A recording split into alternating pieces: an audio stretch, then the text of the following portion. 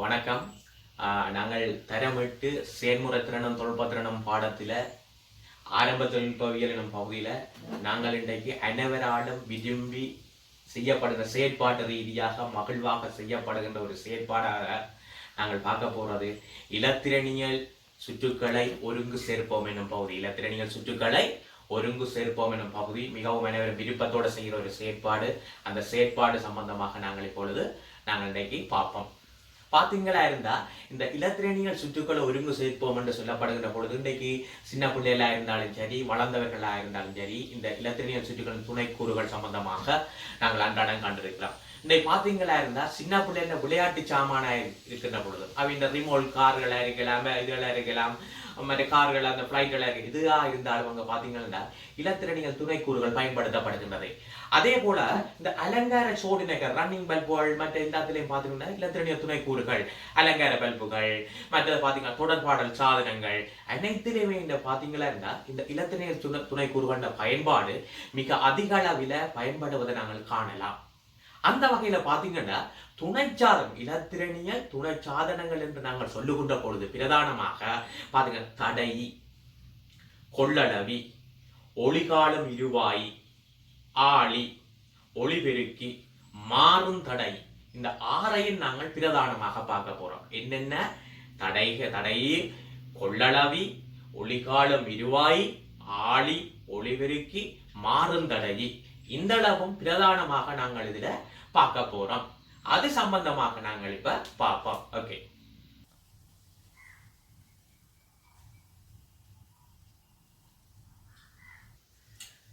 இப்ப நாங்கள் எங்க இலத்திரனியல் துணை கூறுகளை ஒருங்கு சேர்ப்பது இப்ப நாங்கள் சின்ன சாமான்கள் எடுத்து பார்ப்பதற்கு அல்லது எங்களை பாதுகாப்பாக டொட்மெட்டிக் போர்ட் போன்றவற்றில் வச்சு ஒட்டுறதுக்கு நாங்கள் பயன்படுத்துகிற சாமான் தான் இந்த சாவனம் அல்ல ட்விட்டர் என்று சொல்லப்படுற இந்த பொருள். நாங்கள் இப்ப பாத்தீங்கன்னா பொருட்களை அறிமுகப்படுத்தேக்கல நாங்கள் இதெல்லாம் இப்ப எடுத்து காட்டுறது நல்லது. சின்ன சாமான், கையில குத்தம், டொட்மெட்டிக் போர்ட் போன்றவற்றில் எடுத்ததுக்கு ட்வீசர் என்று சொல்லப்படுகின்ற இது. அதே போல இவற்றை வாசிப்பதற்கு கைவில்லை இருந்து நாங்கள் பாத்தீங்களா இருந்தா கைவில்லை ஒன்று உங்கள்கிட்ட இருக்கிறது நல்லது. அந்த வகையில நாங்கள் இப்ப பார்க்க போறோம். தடை என்ற முதலாவது எடுத்து பார்க்க போகின்ற பொழுது இந்த தடையை பாருங்க பிள்ளைகள். இந்த இதுல நாங்கள் இப்ப இதுல பார்க்கின்ற பொழுதும் இந்த ட்வீசரால் இதை பிடிச்சுக்கொண்டு இதுல பாத்தீங்களா இருந்த கைவில்லையில பார்க்கின்ற பொழுது இன்னும் இது நிறப்பட்டி இதெல்லாம் சரியாக நாங்கள் இதுல காணக்கூடியதாக இருக்கிறது. தடை பாத்தீங்களா இருந்தா பாருங்க எவ்வளவு இதா தெரியுதுண்டு. ரைட், இப்ப நாங்கள் அடுத்த பார்க்க போறோம். தடைக்கு அடுத்ததாக கொள்ளளவு, தற்காலிகமாக நாங்கள் இந்த இதை சேமித்து வைக்கக்கூடியதாக, அந்த மின்சாரத்தை தற்காலிகமாக சேமித்து வைக்கக்கூடிய இந்த இதை வாசிச்சு கொள்ளக்கூடியதாக இருக்கு இந்த கொள்ளளவி.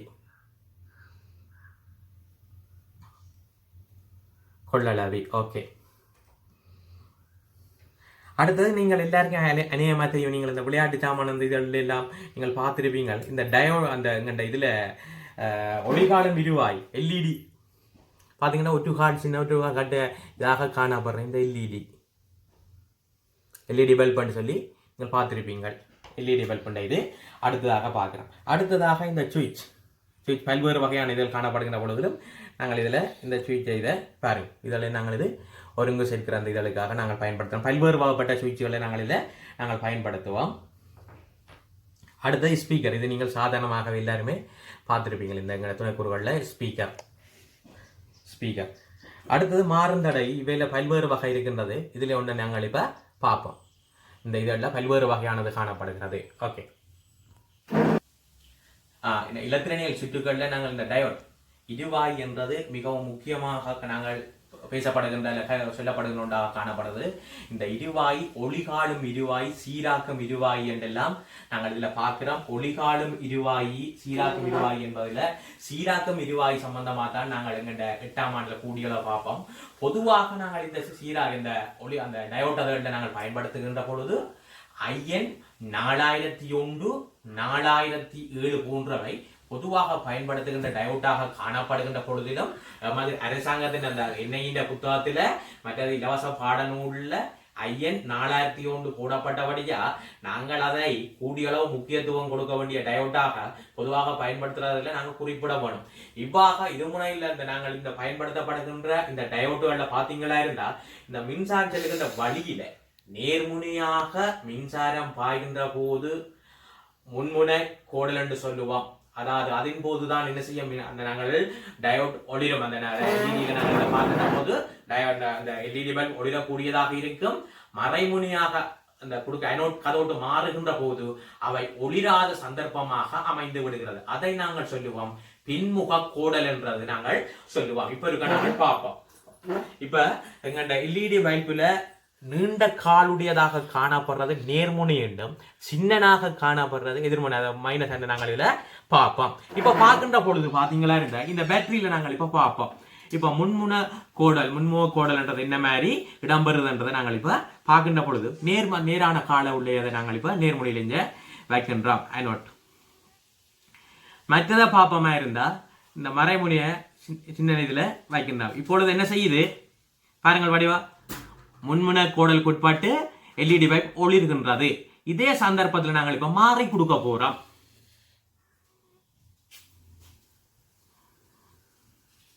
ஒளிர்கின்றதா? இல்ல. என்ன காரணம்? பின்முக கோடலுக்கு உட்பட்ட சந்தர்ப்பம் காரணமாக இந்த தொழிற்பாடு இடம்பெறவில்லை. இதை சொல்லுவோம் பின்முக கோடல் என்றதை நாங்கள் குறிப்பிடுறோம். படத்தில் இதுல நாங்கள் காணப்படுறது முன்முனை கோடலுக்கு உட்பட்ட சந்தர்ப்பம், அதாவது நேர்முனை வழியாக அனோட்டுண்ட இதாக பாய்கின்ற சரியா இந்த நேர சந்தர்ப்பத்தில் எல்இடி பல்ப் ஒளிரும். இது முன்முனை கோடல் என்று சொல்லுவோம். இப்ப ரெண்டாவதாக இப்ப நாங்கள் காட்டுற படம் பின்முனை கோடலுக்கு உட்பட்ட சந்தர்ப்பமாக இது காணப்படுகின்றது. இதன் போது எல்இடி பல்ப் ஒளிராது. இதுவரையில இருமுனைகளை உடைய இலத்திரனியல் துணை பாகங்கள் நான் பார்த்தினாங்க. இப்ப நாங்கள் இப்ப டிரான்சிஸ்டர் சம்பந்தமாக பார்க்க போறோம். டிரான்சிஸ்டர் என்றது இந்த 3 முனை உடையதாக காணப்படுகின்றது. 3 முனை உடையதாக காணப்படுகின்றது. இந்த டிரான்சிஸ்டர் என்ன இனி நாங்கள் பார்ப்போம். நாங்கள் இதை பொதுவாக இந்த 3 முனைகள் 3 கால்களில் உடையதாக நாங்கள் இதை சொல்றோம். இந்த டிரான்சிஸ்டர் இந்த 3 முனைகள் உடையதாக காணப்படுகின்ற பொழுது அதில் பி என்றது அடி பேஸ் என்று சொல்லுவோம். அடுத்த சி முனை சேகரிப்பான் என்றது, சி முனைய சேகரிப்பான் என்றது. இ என்பது அடுத்தது எமிட்டர் என்று சொல்லப்படுகின்றது, காலி என்று சொல்லப்படுறது. அதாவது பேஸ், கலெக்டர், எமிட்டர் என்று சொல்லப்படுகின்ற 3 இதை நாங்கள் பயன்படுத்தலாம். இந்த இதுல பயன்படுத்துகின்ற இந்த டிரான்சிஸ்டர் பிரதானமாக 2 வகையாக சொல்லுவோம். இந்த பயன்படுத்தப்படுகின்ற இந்த டிரான்சிஸ்டர் 2 வகையாக சொல்லுவோம். ஒன்று பிஎன்பி வகையான டிரான்சிஸ்டர் என்றும் அடுத்த சொல்ல என்பிஎன் வகையிலான டிரான்சிஸ்டர் என்று நாங்கள் இதை குறிப்பிடுவோம். அந்த வகையில பாருங்கோ, நாங்கள் டிரான்சிஸ்டரை நாங்கள் பயன்படுத்துகின்ற போது இந்த டிரான்சிஸ்டரை நாங்கள் பயன்படுத்துகின்ற போது அவற்றின் இதில் பல்வேறு குறியீடுகள் பல்வேறு இதில் பயன்படுத்துவாங்க. இதற்காக நாங்கள் நிச்சயமாக நாங்கள் என்ன செய்யப்படணும்டா, டிரான்சிஸ்டர் தரவுப்படுத்தலுக்கு பயன்படுத்த தரவு புத்தகத்தை நாங்கள் இதுக்கு பயன்படுத்த வேண்டியது அவசியமாக காணப்படுது. டிரான்சிஸ்டர் தரவு புத்தகத்தை நாங்கள் இதுக்கு பயன்படுத்த வேண்டியது அவசியமாகின்றது. இந்த டிரான்சிஸ்டர் பொதுவாக பாத்தீங்களா இருந்தா பிசி 108, சி 828, டி 400 போன்றவை பொதுவாக பயன்படுத்தப்படுறத நாங்கள் இப்ப அதிகளவாக நாங்கள் இங்க தரமிட்டு இதுக்கு கூடிய அளவு இவற்றை நாங்கள் பார்க்கக்கூடியதாக இருக்கும். இவற்றை நாங்கள் கூடிய அளவு நாங்கள் இதை பார்ப்போம். அஞ்சலி என்று சொல்ற ரிலே என்பது நாங்கள் இப்ப படத்துல பார்த்து கொண்டு இருக்கிறது தான் இந்த அஞ்சலி என்று சொல்றது. இதன் பயன்பாடு சம்பந்தமாக நாங்கள் இப்ப பார்ப்போம். ரைட், நாங்கள் இப்ப அஞ்சலியை பார்த்தனாங்க. இப்ப அஞ்சலி அதாவது ரிலே என்பது பாத்தீங்களா இருந்தா மின்னை வழங்கி ஆளியாக தொழிற்படக்கூடிய ஒன்றுதான். மின்னை வழங்கி ஆளியாக தொழிற்படக்கூடிய ஒன்றுதான் அஞ்சலி ரிலேன்னு சொல்லுகிறோம். இங்க மின்னை வழங்கி இருமுனைகளும், மின்னை வழங்குவதற்கு இருமுனைகளும், ஆளியாக தொழிற்படுவதற்கு ஆளிக்கு 3 முனைகளுமாக இவை காணப்படுகின்றது. இந்த ரிலே அந்த அஞ்சலியானது தொழிற்பட வேண்டிய வோல்ட் அளவு சாதாரணமாக செயற்பாட்டுக்கு 6 வோல்டேஜ் 12 வோல்டேஜாக காணப்படுகின்ற அதே நேரம் இந்த தாக்கு பிடிக்கக்கூடியதாக நாங்கள் பயன்படுத்தக்கூடியது 10 ஆம்பியர்ஸ் 20 ஆம்பியர்ஸுக்கு உட்பட்டதாக இருத்தல் மிகவும் சிறப்பானதாக காணப்படுகிறது.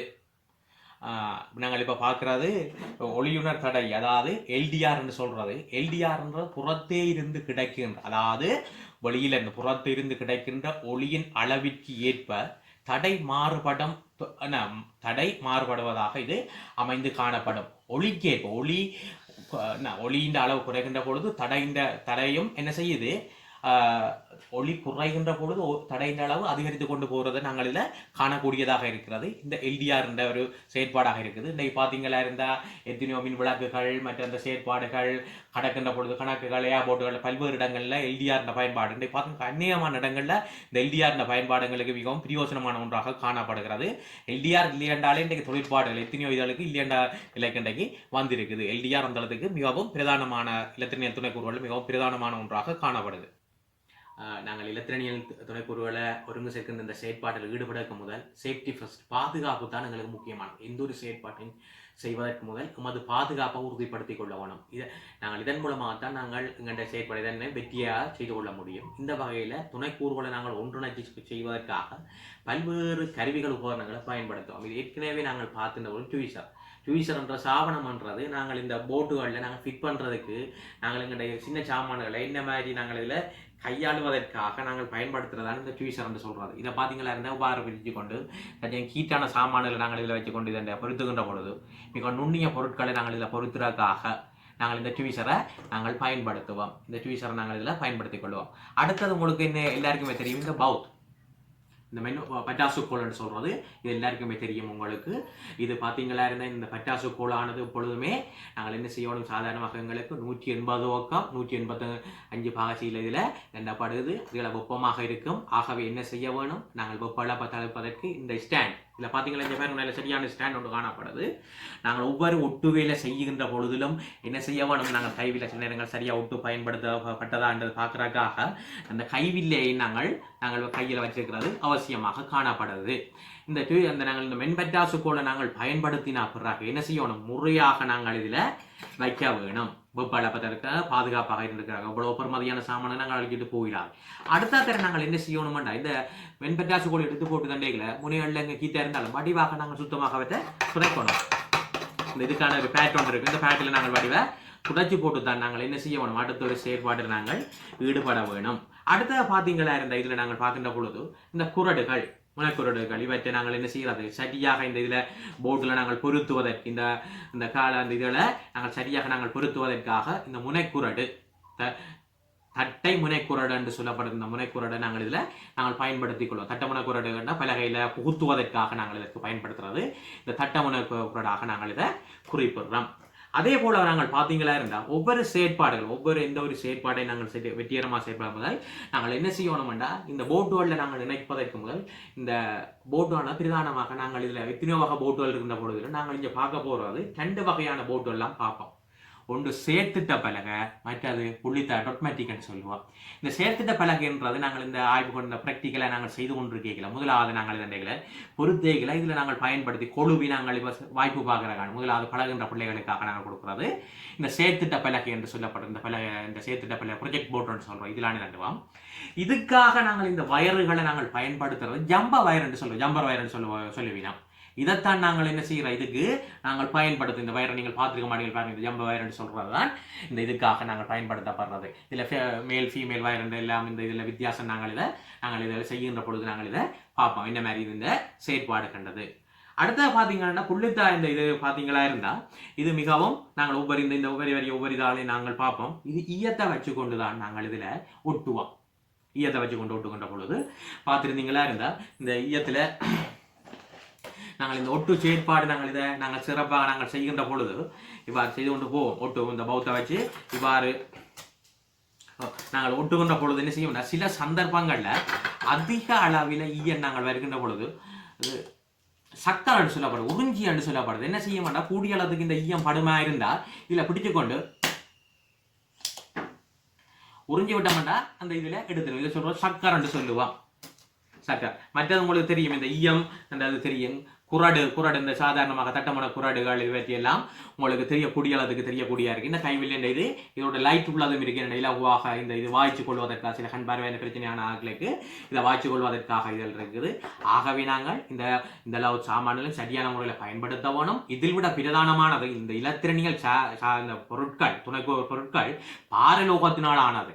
இவை என்ன செய்யும்டா நிலத்துக்கு கீழே போன்ற பொழுது பாரலோகங்கள் எங்கள் சிறுநீரகம் சம்பந்தமான வருத்தங்களை பாதிப்புகளை ஏற்படுத்தும். ஆகவே இவ்வாறான பொருட்கள் நாங்கள் செயற்பாடுகள் அல்லது பழுதடைந்த பொருட்களையும் நாங்கள் முறையாக அப்புறப்படுத்தி நமது தேசத்தை எப்பொழுதுமே நாங்கள் ஆரோக்கியமாக பேண்தகு நாட்டாக நாங்கள் இதை மாற்றி அமைத்துக் கொள்வோம் என்று கூறி விடைபெறுகின்றேன். நன்றி.